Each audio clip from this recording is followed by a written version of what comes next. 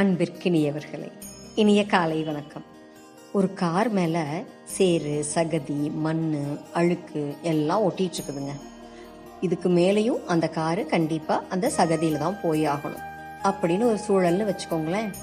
இப்போது ஒரு தேர்ந்த டிரைவர் என்ன பண்ணுவார்னா, காரை முழுசாக கண்டிப்பாக கழுவ மாட்டாருங்க.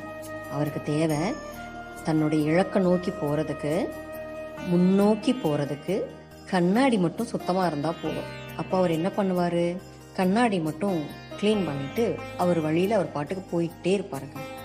அப்படிதாங்க நம்ம வாழ்க்கையும். வாழ்க்கை நம்ம மேலே சேறு வீசுமா? கண்டிப்பாக வீசும். அழுக்க வீசுமா? வீசும். எல்லா போராட்டம், மின்னல் எல்லாம் வருமா? ஆமாம், வரும்.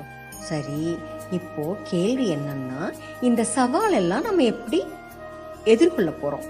இதை எந்த அணுகுமுறையை பயன்படுத்தி இதையெல்லாம் நம்ம வெளியில் வரப்போகிறோம் இதிலிருந்து? இப்போது நம்ம நீரில் முழுகுமா இல்லை நீந்துவோமா, இதெல்லாம் நம்ம தாங்க தீர்மானிக்கணும். நம்ம பார்வை எப்பவுமே தெளிவாக இருக்கணுங்க. எல்லா பக்கம் இருந்து சேறு வந்தாலும் சரி, அழுக்கு வந்தாலும் சரி, நம்ம பாதை என்னவோ, நம்ம பயணம் என்னமோ அதை மட்டும் பார்த்துட்டு நம்ம பாட்டுக்கு போயிட்டே இருக்கணுங்க. அப்போ தான் நம்ம நாளை, நம்மளுடைய இலக்கை தெளிவாக அடைய முடியும். கவனச்சிதறல் இல்லாமல் நம்ம பாதையில் மட்டும் முன்னோக்கி கவனத்தோடு போனோம்னா வெற்றி கண்டிப்பா நம் வசந்தாங்க. மகிழ்வுடன் விஸ்டம் மெட்ரிக் மேல்நிலைப்பள்ளி செய்யாற்றை வென்றான்.